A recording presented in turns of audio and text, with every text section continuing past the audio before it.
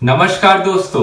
मोदी सरकार को 3 साल पूरे होने वाले हैं। इन 3 सालों में उन्होंने क्या क्या काम किया है, कहां कहां चेंज आए, कितनी इंप्रूवमेंट आई है, ये जानने के लिए मैं वीडियो बना रहा हूं ताकि आप लोगों को भी पता लगे।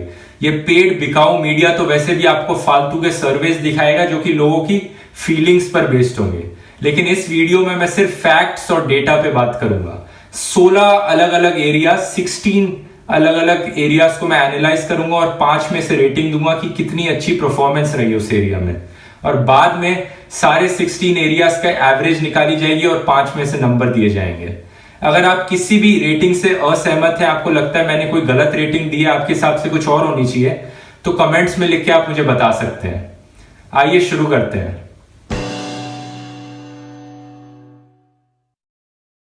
शुरुआत करते हैं जॉब क्रिएशन और जॉब ग्रोथ रेट से।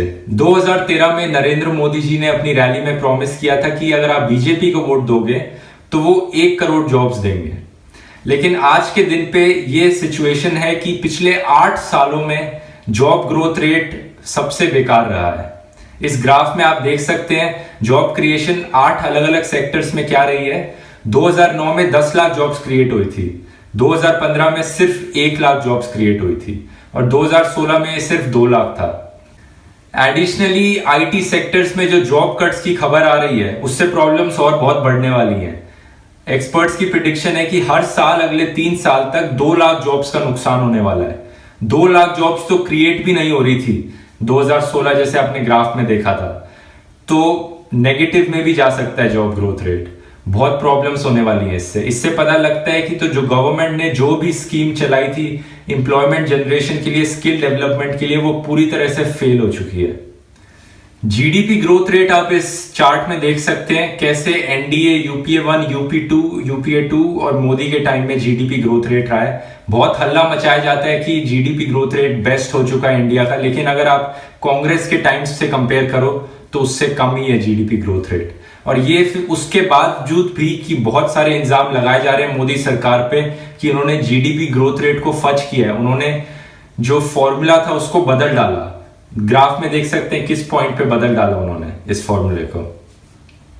टैक्सेस की बात करें तो इनडायरेक्ट टैक्स कलेक्शन में 25% का ग्रोथ दिखाया और डायरेक्ट टैक्स कलेक्शन में 12% का ग्रोथ दिखाया, लेकिन एट द सेम टाइम बहुत सारे नए टैक्सेस, कोई स्वच्छ भारत सेस, कहीं कृष्ण कल्याण सेस, बहुत सारे सेसेस और नए टैक्सेस बढ़ाए भी गए हैं। जीएसटी के आने से इसमें बहुत इंप्रूवमेंट दिखेगा जो कि और अच्छी चीज होने वाली है, लेकिन जो अच्छी चीज नहीं है वो ये है कि ये कांग्रेस के टाइम में बीजेपी ने बहुत हल्ला मचाया था और जीएसटी को ब्लॉक करके रखा था। ब्लैक मनी पर ना के बराबर एक्शन लिया गया और negligible amount of black money वापस आया, जबकि 100 दिन में सारा काला धन वापस लाने की प्रॉमिस की गई थी। डीमोनेटाइजेशन से जो इस पे फर्क पड़ा है उससे थोड़ा सा पैसा वापस आया, लेकिन जो डीमोनेटाइजेशन पे पैसे खर्च हुए हैं वो इससे ज्यादा हुए हैं। ये मैंने इस वीडियो में बहुत अच्छे से एक्सप्लेन किया हुआ है, आप जाके देख सकते हैं। नक्सलिज्म और कश्मीर में टेररिज्म की बात करें तो यहाँ पे भी बहुत ही घटिया परफॉर्मेंस रही है सरकार की इनको कंट्रोल करने में। डीमोनेटाइजेशन को हमें झूठ कहा गया था, बोला था कि ये पूरी तरह से खत्म कर देगा इन दोनों चीजों को, लेकिन खत्म तो छोड़ो, इनफैक्ट अप्रैल 2017 हमारे जवानों के लिए, हमारी सिक्योरिटी फोर्सेस के लिए सेकंड डेडलीस्ट मंथ रहा है 2010 से लेके अब तक। 48 जवान शहीद हो चुके हैं नक्सल्स के द्वारा। कश्मीर में भी ऐसी ही बदतर हालत है। अभी श्रीनगर में वोटिंग हुई थी, सिर्फ 1% लोग वोट देने निकले थे, तो जाहिर सी बात है लोगों का जो ट्रस्ट है इंडिया से और डेमोक्रेसी से हटता जा रहा है और गवर्नमेंट इसको सही करने के लिए कुछ नहीं कर रही है। इनफैक्ट ये एंटी नेशनलिस्ट और नेशनलिस्ट का जो डिवाइड बना रही है बीच में जबरदस्ती, उससे प्रॉब्लम्स और बढ़ती जा रही हैं। जो चीजें बातचीत से सॉल्व हो सकती हैं, डिस्कशन से सॉल्व हो सकती हैं, उनको कोई अटेम्प्ट नहीं किया जा रहा है सॉल्व करने के लिए। बस एंटी नेशनल घोषित कर दो हर किसी को और प्रॉब्लम्स इससे और बढ़ती ही गई हैं। रूरल इलेक्ट्रिफिकेशन रेट को अगर हम कंपेयर करें तो इस चार्ट में आप बहुत अच्छे से कंपैरिजन देख सकते हैं कैसे कांग्रेस यूपीए 1, यूपीए 2 और मोदी के टाइम पे इलेक्ट्रिफिकेशन रेट रहा है। पीयूष गोयल बहुत ट्विटर पे इसके बारे में बोलते हैं कि बहुत से रिकॉर्ड तोड़ दिए मोदी गवर्नमेंट ने, लेकिन अगर आप एक्चुअल डेटा से कंपेयर करें, हाँ यूपीए 2 से तो बेटर है, लेकिन यूपीए 1 इस चीज में बेटर था इलेक्ट्रिफिकेशन में। ऊपर से काफी सारे ऐसे क्लेम्स जो इन्होंने किए इलेक्ट्रीफाई करने के विलेजेस को, वो गलत प्रूफ हुए हैं। काफी सारे मीडिया चैनल्स ने इसको एक्सपोज किया था कि कुछ विलेजेस जो पेपर पे इलेक्ट्रीफाई हो चुकी हैं वो एक्चुअली में वहां पे बिजली नहीं पहुंची है। गवर्नमेंट का टारगेट है कि मई 1 2018 तक सारी विलेजेस इलेक्ट्रीफाई हो जाएंगी। तो उम्मीद करते हैं ये खाली पेपर पे ही ना हो बल्कि एक्चुअली में इलेक्ट्रीफाई हो। हाईवे बिल्डिंग रेट को कंपेयर करें तो इसमें मोदी गवर्नमेंट की परफॉर्मेंस कांग्रेस से स्लाइटली बेटर रही है। 16 किलोमीटर पर डे की एवरेज से हाईवेज बनाए गए मोदी के अंडर। कांग्रेस में 2012 से 13 के बीच में ये रेट था 15 किलोमीटर पर डे और 13 से 14 में था 11 किलोमीटर पर डे। लेकिन पता नहीं क्यों यहां पर भी झूठ बोला गया है हमें। हाईवे मिनिस्टर नितिन गडकरी ने ट्विटर पे पोस्ट किया था कि कांग्रेस के टाइम रेट था सिर्फ 2 किलोमीटर पर डे। पता नहीं क्यों झूठ बोला था यहाँ पे, अपनी अचीवमेंट को ज्यादा बढ़ा चढ़ा के दिखाने के लिए। एनर्जी के सेक्टर में बहुत ही अच्छा काम चल रहा है। इनफैक्ट मैं कहूंगा सारे ही सेक्टर्स में से सबसे अच्छा काम कहीं सरकार कर रही है तो वो एनर्जी है। एलईडी बल्ब की एक स्कीम थी उजाला स्कीम, जिसमें 18 करोड़ एलईडी बल्ब बांटे गए। गवर्नमेंट का टारगेट है कि 2019 तक 77 करोड़ बांटे जाएं। इससे एज ऑफ दिसंबर 2016 ये 18 करोड़ बांटे गए, जिससे कि 20,000 मेगावाट इलेक्ट्रिसिटी बचाई गई। पिछले महीने इंडिया एक पावर सरप्लस नेशन बन गया, यानी जितनी एनर्जी की हमें जरूरत होती है उससे ज्यादा एनर्जी बनाई जा रही है, जनरेट हो रही है। इसका मतलब ये नहीं कि आपकी लाइट नहीं जाएगी, बिजली के पावर कट्स कम हो जाएंगे, क्योंकि वो सारे जो ग्रिड में लॉसेस हो रहे हैं, ट्रांसफर में लॉसेस हो रहे हैं, उससे भी हो सकता है। लेकिन जनरेशन के टाइम पे ज्यादा इलेक्ट्रिसिटी जनरेट हो रही है जितनी हमें जरूरत नहीं है, तो इलेक्ट्रिसिटी एक्सपोर्ट करना अफोर्ड कर सकता है इंडिया। रिन्यूएबल एनर्जी का बहुत ही बड़ा टारगेट रखा गया है। पेरिस की जो क्लाइमेट मीट थी 170 गीगावाट्स का टारगेट है बाय 2022, जो कि बहुत ही अच्छा टारगेट है। सोलर और विंड पे फोकस किया जाएगा। करप्शन की जहां तक बात आती है, टॉप लेवल पे तो करप्शन ज्यादा दिखा नहीं है, या फिर ये कह लो कभी सामने नहीं आया है या इन्वेस्टिगेट करने नहीं दिया गया है। अरुण जेटली पे जैसे डीडीसी करप्शन के केसेस में सामने आए थे, लेकिन उन पे ढंग से इन्वेस्टिगेशन नहीं करने दी। लेकिन लोअर लेवल पे करप्शन की कंप्लेंट्स बढ़ी हैं, 67% ज्यादा कंप्लेंट्स की गई हैं सेंट्रल विजिलेंस कमीशन की रिपोर्ट के अकॉर्डिंग।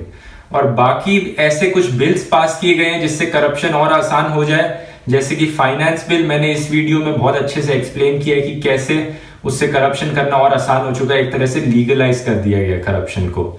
जन लोकपाल बिल, सुप्रीम कोर्ट ने मोदी गवर्नमेंट को डांटा था कि जन लोकपाल बिल पे कोई एक्शन क्यों नहीं लिया जा रहा है, कोई इंटरेस्ट नहीं है गवर्नमेंट को इस पे एक्शन लेने में। इनफैक्ट दिल्ली गवर्नमेंट ने जो जन लोकपाल बिल पास किया है उस पे भी ब्लॉक करके खड़ी हुई है मोदी सरकार। स्वच्छ भारत को बहुत ही धूमधाम से शुरू किया गया था, इसमें बहुत सा पैसा लगाया गया। हमारे ऊपर एक स्वच्छ भारत सेस भी इंट्रोड्यूस किया गया, और जो नए 2500 के नोट में उन पे भी स्वच्छ भारत का लोगो लगाया गया। लेकिन इससे इफेक्ट कितना पड़ा है ये तो आप ही सबसे अच्छी तरह से डिसाइड कर सकते हैं। अपनी लोकेलिटी में देखिए, अपने मोहल्ले में देखिए कितना इंप्रूवमेंट दिखा है। बहुत सा पैसा स्वच्छ भारत का एडवर्टाइजमेंट पे खर्च किया गया। पहले ही साल में 100 करोड़ रुपए स्वच्छ भारत की एड्स में लगाए गए, और बल्कि जो काम की चीज थी जिसमें पैसे लगाने चाहिए थे, जैसे कि वेस्ट ट्रीटमेंट, उसकी फंडिंग कट कर दी गई। इंडिया में जितना भी गार्बेज प्रोड्यूस होता है, जितना भी कूड़ा प्रोड्यूस होता है, उसमें से सिर्फ 19% ट्रीट किया जाता है। तो वेस्ट ट्रीटमेंट में जाहिर सी बात थी और पैसे खर्च करने चाहिए थे और प्लांट्स बनाने चाहिए थे, लेकिन इसकी फंडिंग 46% से कट कर दी गई। गंगा क्लीनिंग एक और बहुत बड़ी प्रॉमिस थी मोदी सरकार की। इलेक्शन से पहले प्रॉमिस करते हैं कि 2017 तक कर देंगे पूरी क्लीन, फिर बोला कि 2019, अब बोला 20, ये तो चलता ही रहेगा। लेकिन 2014 से लेकर 16 यानी इन 2 सालों में 3000 करोड़ रुपए खर्च किए गए गंगा को क्लीन करने के लिए, और रिजल्ट क्या निकला? जिस हालत में गंगा थी उससे भी बदतर हालत में हो गई है, उससे भी गंदी हो चुकी है। तो इसे तो बस स्कैम ही कह सकते हैं, जो 3000 करोड़ रुपए स्पेंड किए गए और गंगा की और भी बेकार हालत कर डाली। सेफ्टी ऑफ सिटीजन्स में आज बहुत ही बेकार हालत है। आज के दिनों को देख के ऐसा लगता है जो कांग्रेस के टाइम दिन हुआ करते थे वो बहुत ही अच्छे दिन थे। आज को आप कहीं भी जा रहे हो, सड़क पे किसी ने आपको बीफ खाने के लिए सस्पेक्ट कर लिया, गौ रक्षा वाले आपको पीटना शुरू कर देंगे, आपको मारा जा सकता है। कहीं आप गर्लफ्रेंड के साथ हाथ पकड़ के घूम रहे हो पार्क में, या अपनी बहन के साथ भी घूम रहे हो, अगर उन्होंने सस्पेक्ट कर लिया कि लड़की के साथ घूम रहा है, तो ये बजरंग दल वाले, हिंदू सेना वाले आपको पीटना शुरू कर देंगे, मारना शुरू कर देंगे। आप नेशनल एंथम पे नहीं खड़े हो रहे हो सिनेमा हॉल में, तो भी वहां कोई अंधभक्त मौजूद है, वो भी आपको पीटना शुरू कर देंगे। ये सारी प्रॉब्लम्स ये गवर्नमेंट के फैलाए हुए फर्जी राष्ट्रवाद से हो रही हैं। इनने जो फेक नेशनलिज्म पूरे देश में फैला रखा है, जो इनके अंधभक्त है, ये अपने आप को पुलिस से ऊपर समझते हैं और पुलिस भी कुछ नहीं कर पा रही है, क्योंकि ये गवर्नमेंट स्पॉन्सर्ड टेररिज्म फैलाया जा रहा है आज देश में।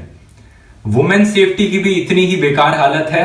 हर साल 2013 से लेकर अब तक 1000 करोड़ 1000 करोड़ हर साल निर्भया फंड में दिए जा रहे हैं और उसका एक भी पैसा अभी तक इस्तेमाल नहीं किया गया है कहीं पर भी। तो अब कलेक्ट होकर 3000 करोड़ हो चुके हैं और ये सारा का सारा यूजलेस पैसा ऐसे ही पड़ा हुआ है, कोई एक्शन नहीं लिया गया है। रेप्स ऐसे के ऐसे ही हो जा रहे हैं। फॉरेन पॉलिसी भी तो एक पूरा अलग से वीडियो ही बनाया जा सकता है, इतनी डिटेल में बात हो सकती है, लेकिन मैं इन शॉर्ट बोलूं तो बहुत बेकार रही है फॉरेन पॉलिसी इंडिया की। इंडिया और Nepal long term strategic diplomatic partners थे बहुत टाइम से, लेकिन पिछले साल नेपाल ने चाइना के साथ पहली मिलिट्री ड्रिल करी अपनी।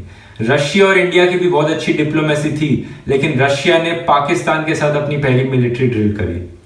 मंगोलिया के साथ इंडिया को बहुत बड़ी एम्बैरेसमेंट फेस करनी पड़ी और म्यांमार के सामने भी हमारे रिलेशंस बहुत खराब हो गए हैं। सिर्फ बांग्लादेश ही एक इकलौता पॉजिटिव रिलेशन रहा है। रेलवेज में काफी अच्छी परफॉर्मेंस हो रही है। सुरेश प्रभु ने काफी नई नई चीजें ट्राई करी है, नई ट्रेन्स आई हैं जिनमें स्क्रीन्स भी लगे हैं, काफी मॉडर्न लुक दी है रेलवेज को, काफी अलग अलग चीजें इंप्रूव करने की भी कोशिश करी है। लेकिन railway fares all time high है आज के टाइम पे और एक्सीडेंट्स भी बहुत सारे हुए हैं पिछले 1-2 सालों में। एयरलाइंस की बात करी जाए तो एयर इंडिया के बारे में काफी हल्ला मचाया गया था कि ये एयर इंडिया पिछले साल पहली बार प्रॉफिट में आ चुका है, लेकिन ये पता नहीं किसने झूठी खबर फैलाई थी, ये झूठ था। एयर इंडिया ने पिछले 3 सालों में 6000 करोड़ का लॉस उठाया है अभी भी, लेकिन अगले साल से एक्सपेक्टेड है कि एयर इंडिया पहली बार प्रॉफिट में आएगा। नोटबंदी के टाइम पे, डिमोनेटाइजेशन के टाइम पे कैशलेस इकोनॉमी की बहुत बात करी गई थी, लेकिन अगर आप ग्राफ देखेंगे तो जिस टाइम डिमोनेटाइजेशन थी उस टाइम तो बहुत बड़ी डिजिटल ट्रांजैक्शंस, लेकिन जैसे ही 3-4 महीने बाद एटीएम्स में पैसे वापस आए तो वैसे ही डिजिटल ट्रांजैक्शंस उतनी ही गिर गई जितनी डिमोनेटाइजेशन से पहले थी। तो कोई फर्क नहीं आया कैशलेस इंडिया में। इसके बाद आधार कार्ड की बहुत बात करी जा रही है। आधार कार्ड हर जगह कंपलसरी किया जा रहा है, जबकि उसमें बहुत सारे सिक्योरिटी लूप होल्स हैं। इन टोटल अभी कुछ 10-11 लीक हो चुकी हैं और जो अभी लेटेस्ट लीक थी उसमें 13 करोड़ लोगों के आधार कार्ड नंबर्स लीक हो गए हैं। और कुछ तो ऐसे लीक्स थी जिसमें आप बस गूगल सर्च करोगे, लोगों के नाम, उनका फोन नंबर, उनका होम एड्रेस, पूरा बायोडेटा लोगों का आप गूगल पे टाइप करके पता लग सकते हो। और इसके बावजूद गवर्नमेंट हर बारी डिनाई करे जा रही थी कि नहीं, आधार कार्ड की डिटेल्स लीक नहीं हो सकती, आधार कार्ड को हैक नहीं किया जा सकता, बार बार झूठ बोला गया हमसे। अब सारे नंबर्स की एवरेज ली जाए तो आते हैं 1.6 आउट ऑफ 5 मार्क्स। ये है मोदी सरकार की 3 साल की परफॉर्मेंस का रिपोर्ट कार्ड। मैं फिर से कहना चाहूंगा, अगर आप किसी भी नंबर से, रेटिंग से असहमत हैं, आपको लगता है कुछ और रेटिंग होनी चाहिए थी, तो कमेंट्स में बताइए, फैक्ट्स के साथ बताइए। इस वीडियो को जितना हो सके उतना शेयर कीजिए, क्योंकि 2 दिन बाद 26 मई से मोदी सरकार की 3 साल की सेलिब्रेशन शुरू होने वाली है, जिसमें वो हजारों करोड़ रुपए खर्च करेंगे, अपने प्रोपेगेंडा चैनल से अपने झूठ फैलाएंगे, अपने पेड मीडिया से फेक सर्वेस करवाएंगे, लोगों को यह बताने के लिए कि बहुत अच्छा काम हो रहा है। तो जितना हो सके इस वीडियो को उतना शेयर कीजिए। यहां पे क्लिक करके आप मेरे को सब्सक्राइब कर सकते हैं ऐसे और फैक्चुअल और लॉजिकल वीडियोस देखने के लिए। मिलेंगे फिर अगली बार। धन्यवाद।